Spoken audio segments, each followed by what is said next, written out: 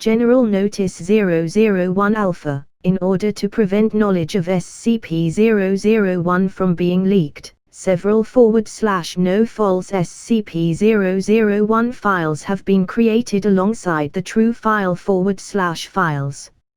All files concerning the nature of SCP-001, including the decoy /decoys, are protected by a mimetic kill agent designed to immediately cause cardiac arrest in any non-authorized personnel attempting to access the file.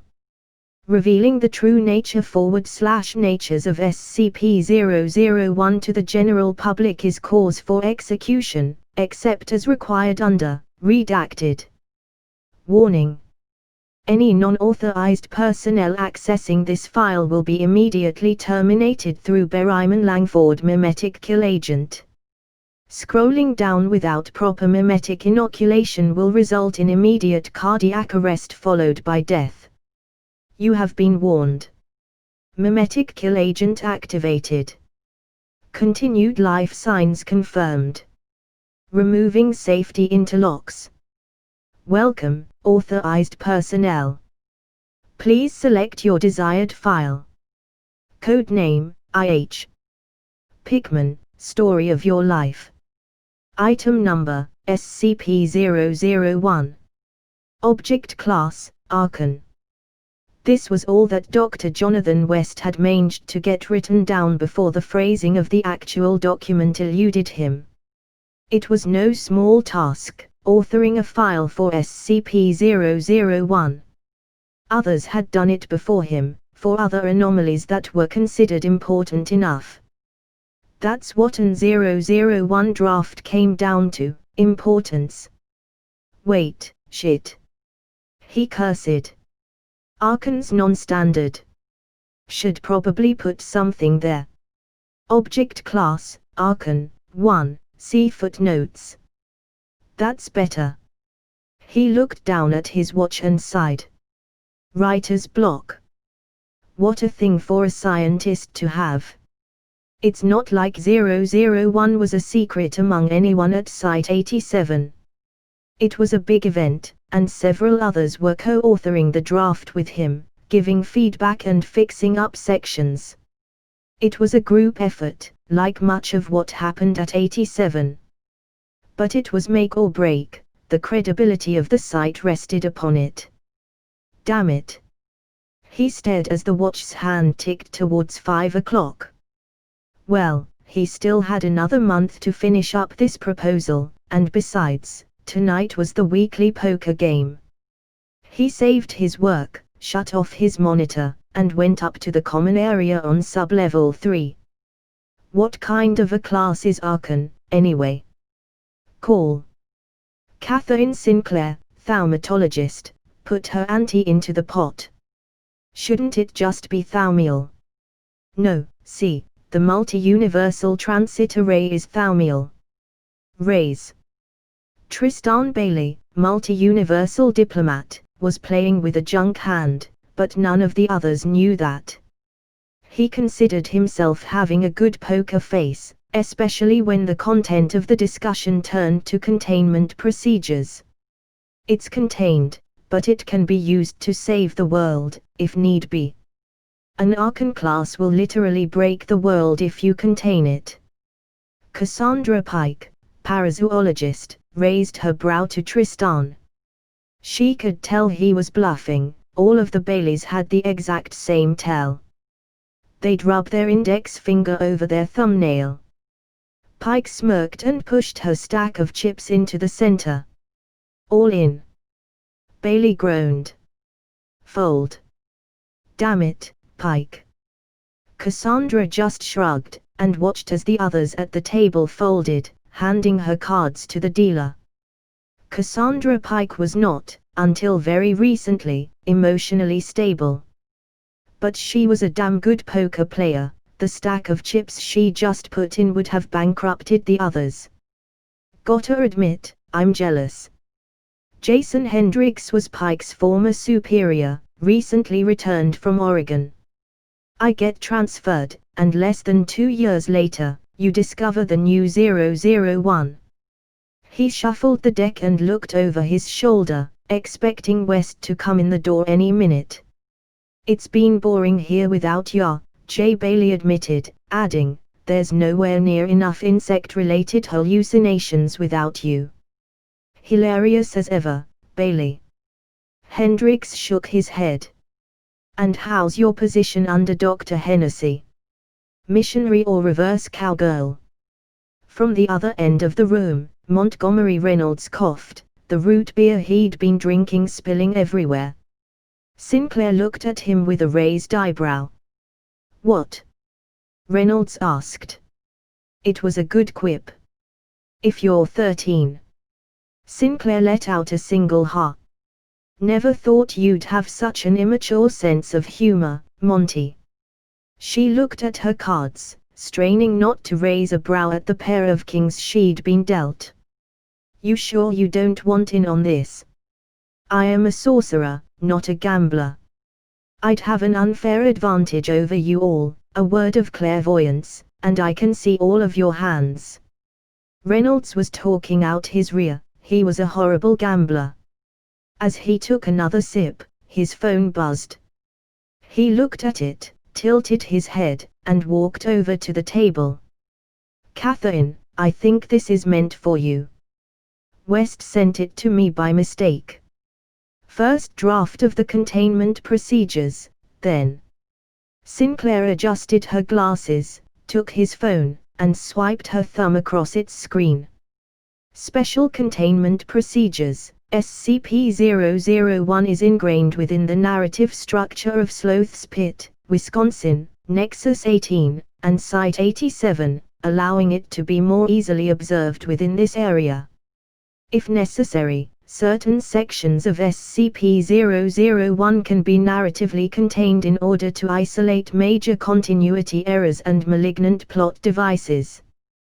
"That's incredibly vague." Sinclair shook her head. "Send it back and tell him to clarify what narratively contained means. And malignant plot device. Just give me my feedback in person, why don't ya?" Jonathan West walked into the lounge, stowing his phone.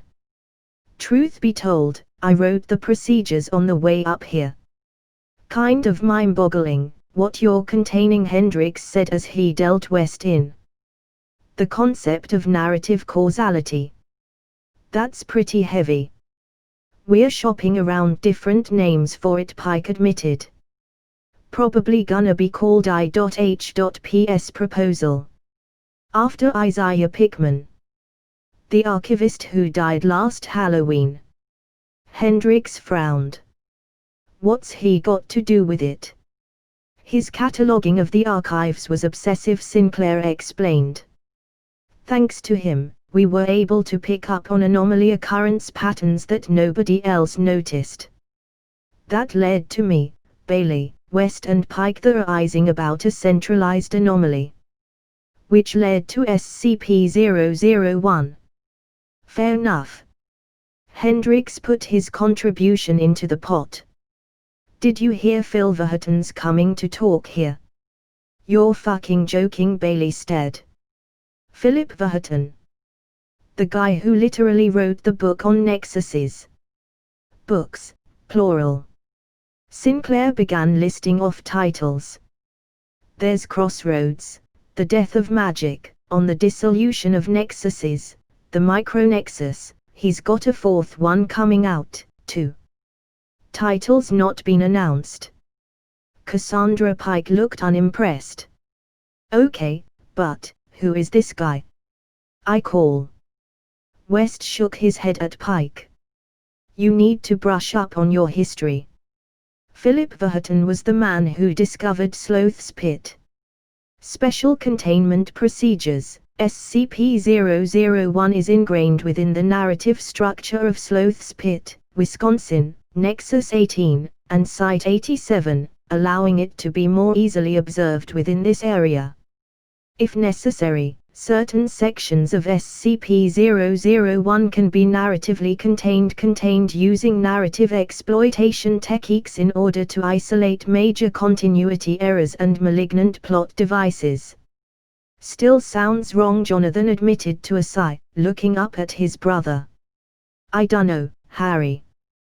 What do you think? I think you misspelled techniques. Harold West looked at the proposal. Try writing the containment procedures after the description. It's worked wonders for me in the past. But it won't work in the file. He looked down at the document on his laptop and sighed. Narrative exploitation techniques is such a nonsense phrase. Well, if we called it tempting fate or hanging a lampshade, that wouldn't be terribly clinical. Harold sipped his coffee. Maybe you should ask Vartan when he comes into town. God knows you worshipped the ground he walked on when you were getting your Foundation credentials. He discovered Sloth's Pit, but he hasn't set foot in it since the 90s.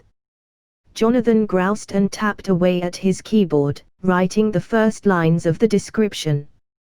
Description: SCP-001 is an anomalous universal constant which has been dubbed by Sinclair, West, Pike, Bailey et al. As the law of narrative causality. SCP-001 provides irrefutable proof that the baseline universe is a fictional construct existing within one or more separate narratives. Too early to have that in, you think? Jonathan frowned. I feel like it should have, I dunno, more impact. Impact? Harold snorted. We're not writing a novel. No, but we may very well be in one. Jonathan stirred his coffee. Isn't Julie's Little League game this Saturday? Am I still uninvited to those? The coach still thinks that you throwing the ball back at the pitcher and beaning him was an overreaction, Harold affirmed. That was the 5th foul he had thrown. And he was on your niece's team.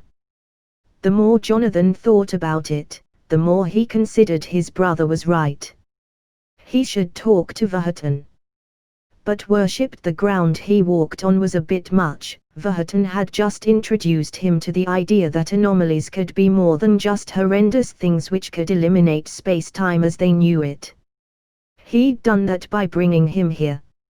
He looked at a picture on his desk, one which displayed a younger version of both himself and Vartan, standing by Grey Lake and looking out at the only lake monster who wasn't anomalously blurry on film. A conversation creeped back into his mind.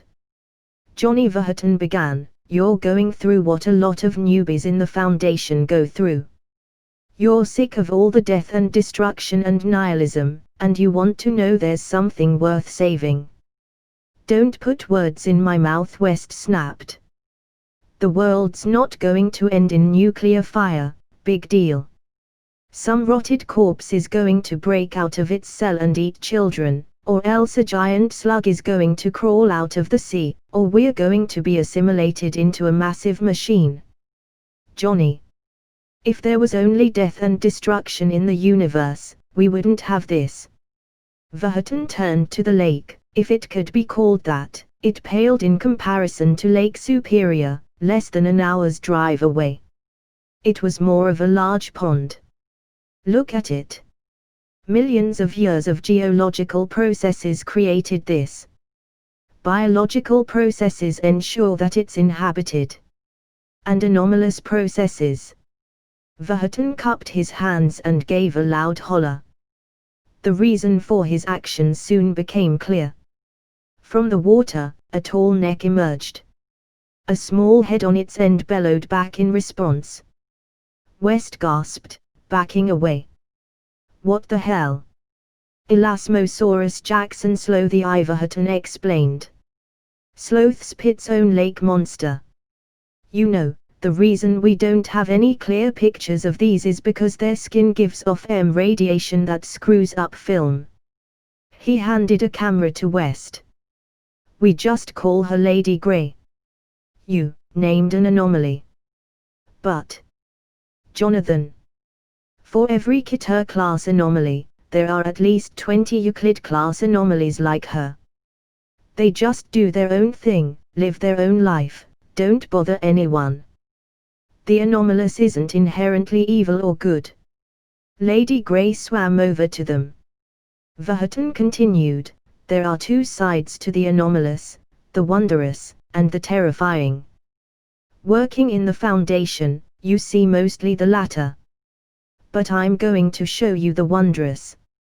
Now, can you get the tripod out of my bag? West came back to reality and sighed, rubbing his head. Wondrous and terrifying, Phil. He cracked his knuckles, and began writing. Description: SCP-001 is an anomalous universal constant which has been dubbed by Sinclair, West, Pike, Bailey et al. As the law of narrative causality. SCP-001 provides concrete proof that the baseline universe is a fictional construct existing within one or more separate narratives. SCP-001 is observable through use of narrative exploitation techniques.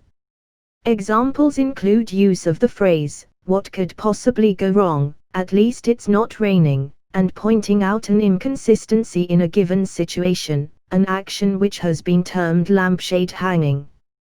Doing so will invoke an alteration in SCP-001, dubbed SCP-001-A. SCP-001-A instances take several forms, and usually are of a nature that would typically be conducive to telling a compelling narrative from an outsider's perspective. SCP-001-A instances are not necessarily anomalous in nature, but do account for pockets of unreality that have been observed within the last 20 years. Examples of commonly observed SCP-001-A instances include meeting with a former romantic partner upon a return home and rekindling a relationship, weather altering in such a way that it creates opportunities for schadenfreude, Keter-class SCPs suddenly becoming far easier to contain in the aftermath of a breach, the invocation of Murphy's Law resulting in disastrous, but distantly comedic, events. Distantly comedic. West shook his head and deleted the last few words, before realizing he didn't have any better of a proposal. He sighed, and left it as is. Are you sure this is wise, Catherine? Montgomery Reynolds frowned. The two of them were in the middle of Lover's Lane, at night time, with a Pickman-Sinclair narrative fluctuation detector. I'm not so sure that he's going to be amiable. He was willing to work with us last year, Sinclair said, holding up the detector's wand. She admitted, granted, we were working to stop a reality restructuring event and the possible collapse of the Nexus. Still can't believe that you wrote a script for this. Reynolds frowned. That thing's probably just going to scare him off. No good slasher villain can resist a pair of horny, she made the air quotes visible, 30 and 40-somethings. Not as effective as teenagers, but none of the Baileys were available. You know, they have a whiteboard here at Site 87, trying to document their own timelines. From 2005 to now, they have a gigantic space that just reads weird temporal bullshit. Reynolds looked at the script. If I didn't love you. There's no universe where that's possible. Sinclair rolled her shoulders, and looked at the script. From the top. Reynolds rolled his eyes. Come on, baby, do you wanna die a virgin? I ain't dying anytime soon. Derek. Sinclair suddenly regretted her choice of name for this experiment. I'm gonna live long enough to fuck a million other guys before. Oh my god, this is awful. Sinclair broke down laughing, leaning against Monty. Oh god, I thought the shit I wrote in high school was bad. Reynolds leaned down to kiss her. Well, it appears to have done something right. He nodded to the narrative fluctuation detector. It lit up bright green. Out of the shadows, a large, black shape leaped, bringing its axe between them, splitting the ground at their feet.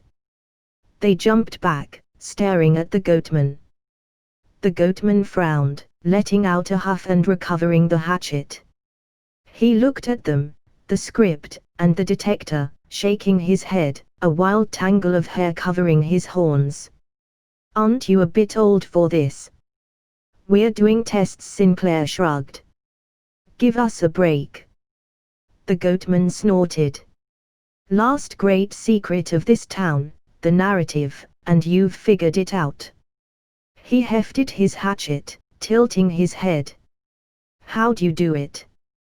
Tristan Bailey was working on his tablet when he nearly walked into Dr. Sinclair in the elevator.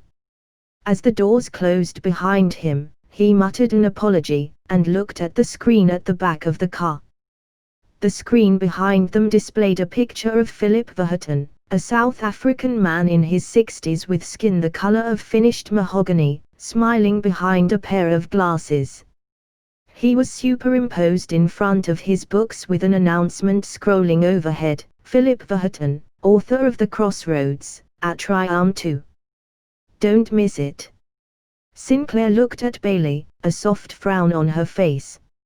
"I've been reviewing your contributions to the 001 file. I found an issue." "Oh." Tristan frowned. Sinclair pulled out her own tablet and highlighted the problematic section, which she had crossed out. In contrast to what was theorized in S. Andrew Swan's SCP-001 variant, the entity or entities responsible for constructing the baseline narrative, for the most part, do not appear to be actively malevolent. That last part is really unnecessary. Sinclair scowled at Bailey. "People put jokes or goofs in non-finalized drafts all the time. I seem to remember someone getting a reprimand because they accidentally left a certain foxy name within a report." Sinclair glowered at Tristan. "You said you'd never mention the Sinclair/Sinner incident." She muttered. "Not my fault you're horrible at picking character names," Bailey said as the elevator doors opened. "Your test in the woods reveal anything?" The goatman was oddly talkative, Sinclair admitted.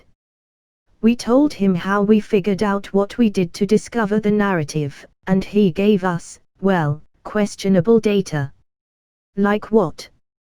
Bailey stepped out of the elevator, walking alongside Sinclair. "So, the whole concept Swan's proposal put forth, the progenitor universe that writes all of our lives. He says that may not actually be the case." She rubbed her temples. "It's confusing. We may not be fictional, but our world operates on the rules of fiction, so it kind of is." "Well, even if we aren't fictional, we still operate on the rules of it, so same difference." Bailey took out his phone and leaned against the wall. "Anything else?" "Yeah." He said that. She shook her head and let out a soft chuckle. "He said that it may be alive." "It?" Bailey raised an eyebrow. "The narrative." "He said that it was a spirit that was alive in Sloth's pit. It can react and be talked to." Sinclair scoffed. "That would explain why we can manipulate it." "I dunno." Bailey paused and scratched his head. "It can react, but it doesn't seem alive. It's more like it has chemical reactions to certain phrases. Trying to actually communicate with it is absurd. It'd be like trying to have a conversation with hydrochloric acid." "I'm skeptical too," Sinclair admitted, continuing to walk on.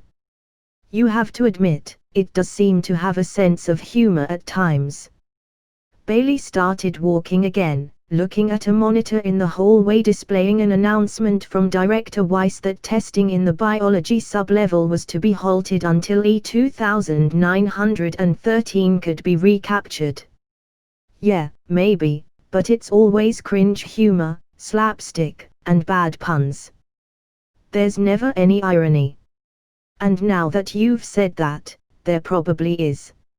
"Nah," Bailey said, moving past Sinclair to the coffee machine. "Not the coffee machine, unfortunately, Frigging Site 19 gets everything good, Bailey muttered to himself.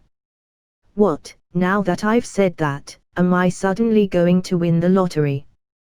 The odds of, he blinked, his hands over the keys to input his order. He glanced behind the machine, and saw a stub of paper sticking out from behind it. The fuck? What? There's a scratch-off card behind here. 5 grand from a random scratch-off ticket created by exploiting the narrative. Not bad, Bailey. Pike raised the pot. Now you have some scratch to lose to me. But, you know you're not supposed to do that for personal gain, right? I didn't mean to. It's like it messed with me. Tristan called Pike's bet, knowing she had the better hand. West, I looked over Pickman's observations again. I think that, the narrative might be selective. Selective? West snorted. That implies that it's sentient, if not sapient. He looked pointedly at one of the walls in the room. Probably just someone beyond the fourth wall messing with you. Yeah, but,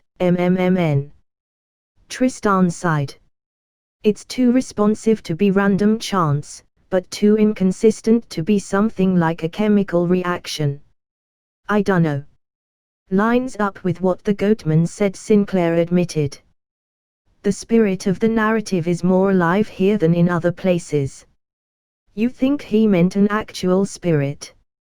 Hendricks squinted his eyes. A global, what's it called? Genius Locky. Sinclair nodded, calling Bailey's bet. Not just global. Maybe universal.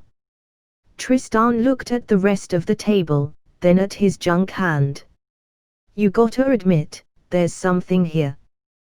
The way I see it, you're just making my job more complicated. West shook his head. Keep in mind that I'm the one who's actually writing this. Vartan's visiting in 3 days, Pike chimed in. I've heard you're on good terms with him. Present it to him for feedback. Harry said I should do that. I'm gonna check. West tapped his fingers against the table. Not a bad idea. This kind of, explains the God is a bunch of horror writers concept that Swan put forth, though. Sinclair shook her head. Not sure how I feel about that. I thought it was bullshit when I read it, Tristan admitted. Trev told me they sometimes put fake 001 instances in the database to throw off leaks. I know the Broken God one is mostly accurate, Gate Guardian is real, but beyond that, it's all up in the air. We have the remains of the Gears proposals in storage on site. Pike drew incredulous looks from the rest of the table. What? It's common knowledge. The remains are inert, anyway. So that's what E0005 is. Tristan cocked his head upwards. Wondered what a big bunch of demon bones was doing in low-value containment. Kinda weird, isn't it? Hendricks asked, drawing the subject back to the original. I mean, I know I'm fictional. We all know we're fictional, but nothing's really changed. He raised the pot again. We know we're in a simulation, and there's been no nihilistic crisis, no rage against the heavens, nothing. He frowned at his cards, pair of twos. Wonder why that is. Quality of the authors keeping us from going insane. Or maybe, we're not fictional. Sinclair put her cards in the table and pulled out a notepad, drawing 2 crude planet Earths, and a window between them. Like, maybe they can see into our universe and are just recording events. Metafiction gives me a headache. I feel sorry for the new pataphysics guys. Call. Bailey looked at his cards, then at the turn in the center of the table, a pair of 2s and a pair of 3s. He had junk in his hand. God damn it. West had his own notepad out, muttering that he had folded. He wrote a few words on it. Description: SCP-001, alive. Narrative conscious. World window. More tests required. Is there any way to test if it is alive? Pike frowned at her cards. King and an ace weren't gonna help much with a turn like this. Like, malignant narrative isn't all that uncommon. From the tests we did, it's actually pretty easy to make. How would this test work? West asked, scribbling down more.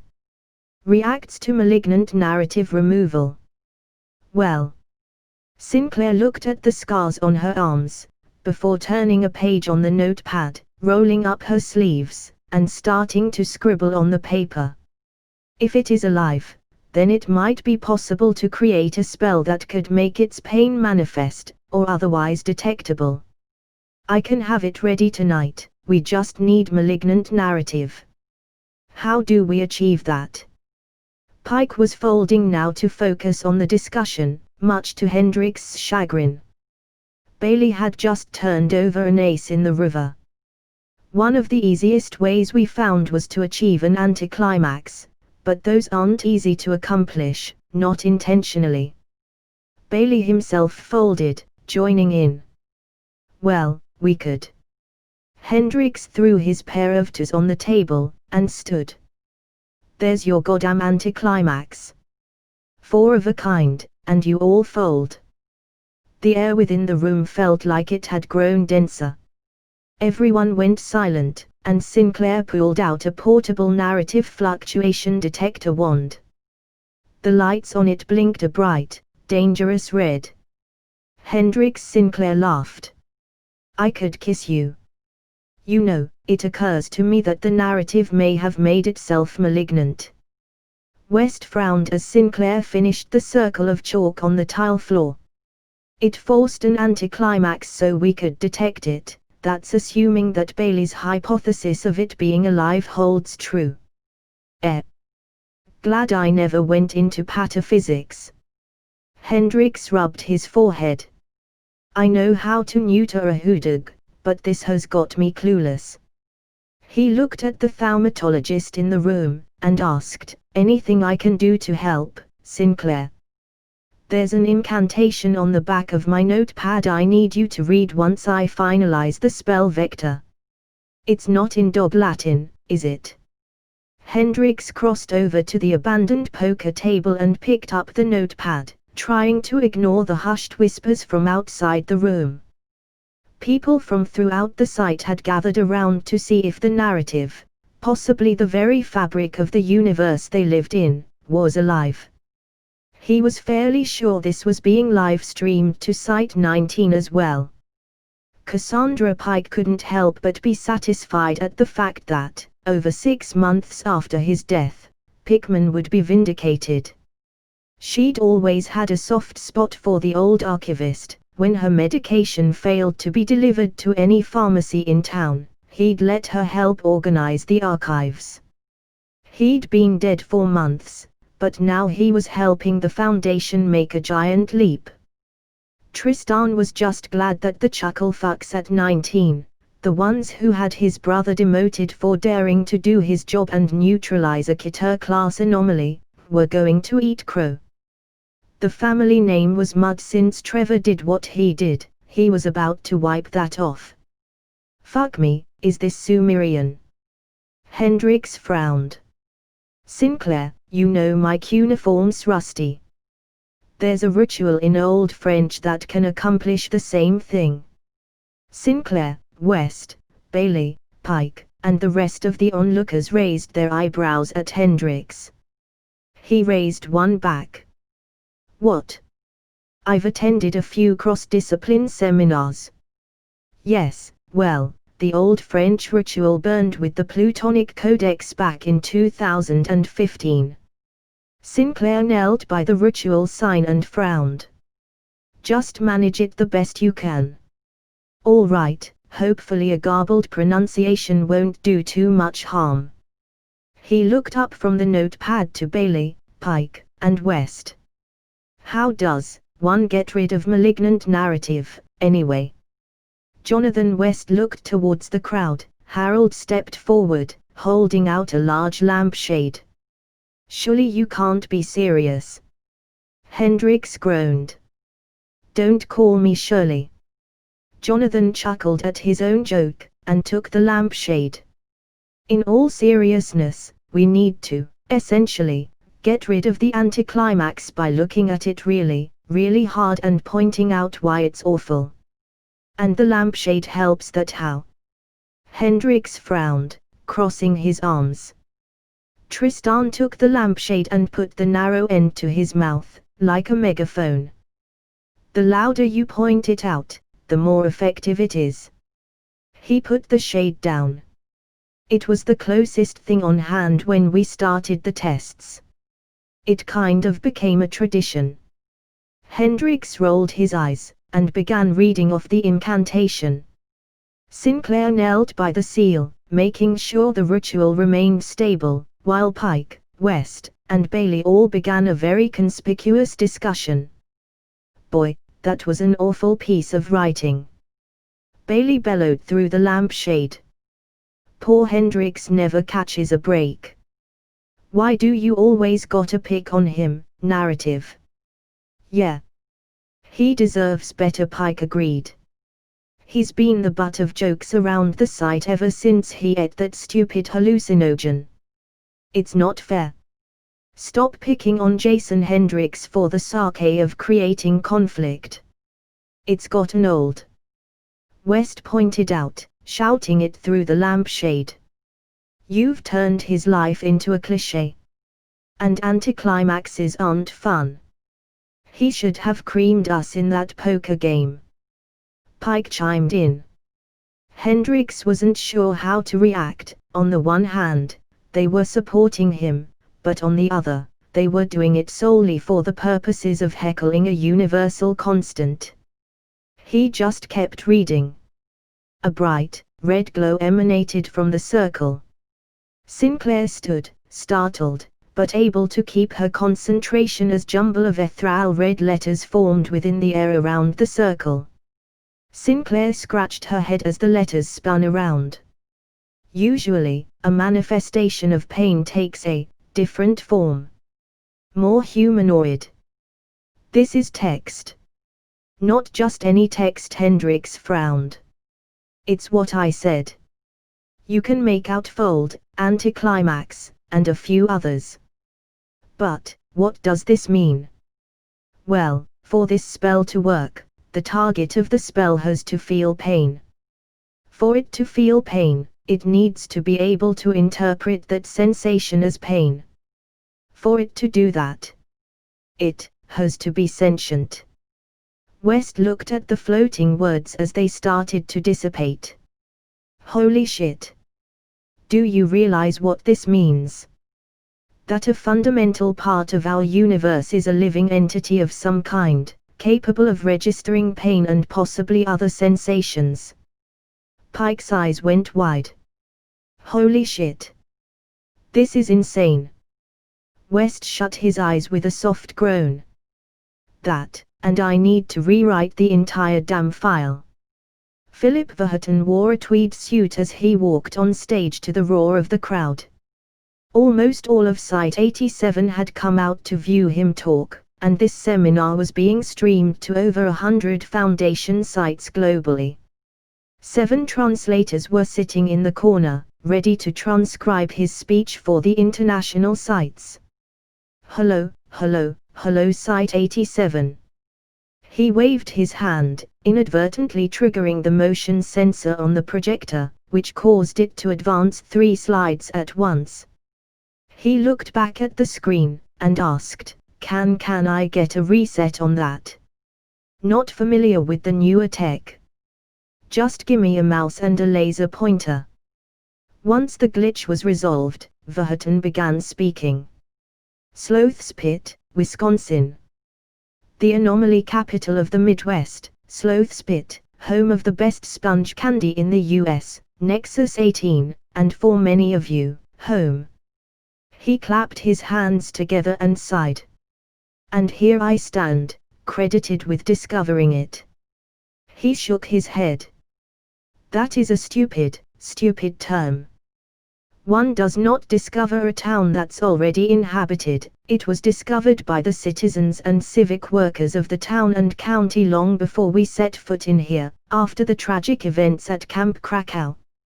Since then, we've become an integral part of Sloth's Pit's history, and its story. He advanced the slideshow, showing the cover of his book. S&C Plastics, The Story of Your Life. A collection of anomalous occurrences in Sloth's Pit, Wisconsin, as told by those at Site 87. I have to admit, my reasons for coming here are partially selfish. Vartan put his hands together. This new book focuses exclusively on Sloth's Pit and the weirdness therein, as recounted by you. He waved his hand at the audience, triggering the slide to change into a live camera feed of the audience. All of you. Your tales are going to make up the bulk of this book, at least, the first edition. Vartan put his hands together. This town is unique. It's one of the few places in the world where the narrative is so fully on display, and I imagine, or at least, I hope, that makes for a few good stories. Talking of the narrative. Is Johnny West in here? Jonathan West hated being put in the spotlight, but stood up, raising his hand and looking at the ground. Congratulations to Doctors West, Pike, Bailey, and Sinclair, as well as the late archivist Pickman, for making an actual discovery, finding out the narrative is an actual, physical force. Your story is going to be one I definitely want to tell. Dr. Vartan. As the seminar ended, Jonathan West made his way to the stage. Philip Vartan smiled down at him, and offered a hand up onto the platform. Johnny West, you magnificent man. Congratulations. He pulled Jonathan into a hug. West returned it, chuckling, holding out sheaf of papers. Dr. Vartan. We've known each other for decades now. Call me Phil. Well, Phil, I've almost finalized the documentation on SCP-001. I'm still not sure about it, so I want you to take a look. Vartan took out a pair of reading glasses and began scanning the paper given to him.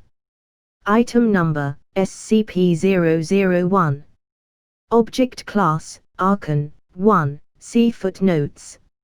Special Containment Procedures, SCP-001 is currently being monitored within Nexus 18, Sloth's Pit, Wisconsin, by researchers at Site 87's newly founded Pataphysics Department.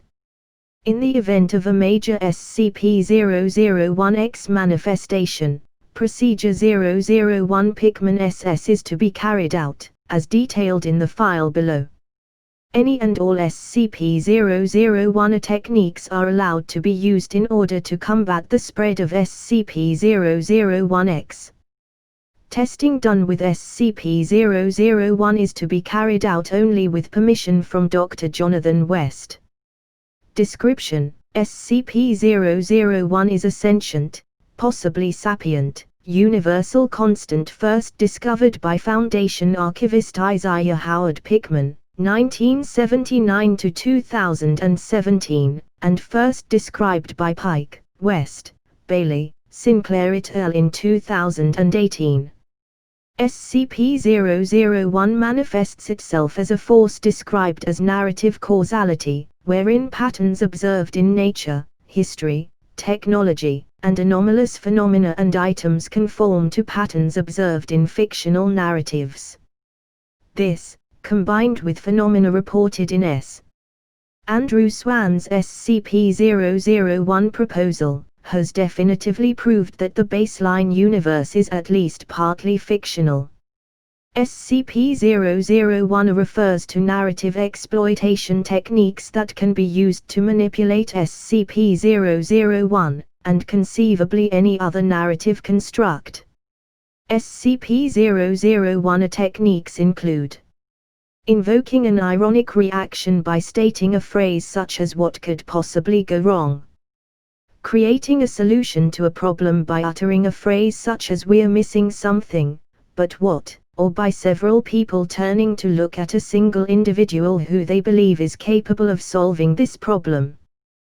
Preventing disasters via awareness of the presence of certain phrases in conversation, i.e. "it's been boring lately" or "nothing ever happens here," or narrative patterns. Minor probability manipulation using mass encouragement or belief. SCP-001 techniques are not infallible. SCP-001 seems to be able to choose which techniques are capable of working at a given time.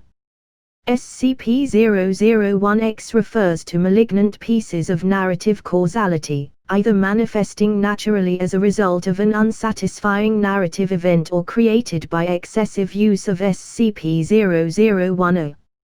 SCP-001-X instances are detrimental to the narrative around it, and have the potential to create massive flaws in reality that cause mass confusion, the manifestation of powerful and nonsensical entities and abilities, and an overall degradation in the surrounding consensus reality. SCP-001-X can be counteracted by use of a specific SCP-001 technique, SCP-001 Pickman SS. SCP-001 Pickman SS is a procedure which involves the following steps. Location: use of a Pickman-Sinclair narrative fluctuation detector to locate a pocket of SCP-001-X. Isolation: creating an area of stable SCP-001 around the SCP-001-X instance through use of narrative manipulation techniques such as gathering a large crowd of people to observe the process being undertaken. Ridicule: the pocket of SCP-001-X is ridiculed by vocalizing observations regarding the nonsensical nature of how it manifested, and how SCP-001 should have occurred in absence of the SCP-001-X instance. It has been observed that ridiculing SCP-001-X instances at higher volumes is more effective. Neutralization: after approximately 5 minutes, smaller SCP-001-X instances can be neutralized. Larger SCP-001-X instances can take up to half an hour or longer to completely render inert. Neutralization of SCP-001-X instances causes a pain response in SCP-001. This discovery has led to the conclusion that SCP-001 possesses some degree of sentience. Discovery: SCP-001 was first observed in Sloth's Pit, Wisconsin, known as NX-18 within the Foundation, an anomalous nexus monitored by Site-87. Isaiah Howard Pickman, an archivist at Site-87, observed several patterns of narrative causality within Sloth's Pit, and catalogued them over the course of 15 years. When his work was discovered posthumously in December 2017 by Dr. Cassandra Pike, she began attempting to corroborate his findings, which largely revolved around the manifestation of quasi-fictional entities in town being preceded or triggered by events which followed narrative conventions. Dr. Tristan Bailey, a member of the Department of Multi-Universal Affairs, corroborated Pickman and Pike's findings with records of fluctuations in local reality compiled over the course of 30 years. With the aid of Dr. Catherine Sinclair, a thaumatologist, and Dr. Jonathan West, an anomalous item researcher, they were able to recreate the scenarios outlined by Pickman and create a device to detect changes in SCP-001. Tentatively dubbed the Pickman-Sinclair Narrative Fluctuation Detector. Not finished. Well, you did say almost finalized. Vartan shook his head. We've known of the whole God is a bunch of horror writers idea for years. What makes this different? Simple, West says. We can't control them. He pointed at the ceiling, but we can control this. He waved his hand around to the surroundings. There's a difference between the narrative and the narrator. The people writing us are narrators, but so are we. He twisted his hand in the air. Sinclair's actually been able to pinpoint instances in which the narrative focus shifts away, if only briefly. You know what happens. What? Vartan asked. Absolutely nothing. We keep existing, going about our lives, having conversations, and just developing. Going on. That means that God isn't always paying attention, but we're still here regardless. He opened his hands. We're real, Phil. We just live in a world where the laws of fiction are more powerful than the laws of gravity. That would mean. Vartan frowned. I don't know what that would mean. I think that your book is gonna help you understand. West reached into his briefcase and took out a manuscript. My submission for your book, I thought I'd give it to you in person. I typed it up in a few hours, so if it needs editing, I'm sure it'll be fine. Philip Vartan looked over the first line of the paper. The 24th of October. I hate this holiday. Dr. Jonathan West cleaned egg off of the card reader. Footnotes. 1. Archon class anomalies are anomalies that are theoretically capable of being contained, but are not to be, due to the potentially disastrous effects on the continued existence of humanity.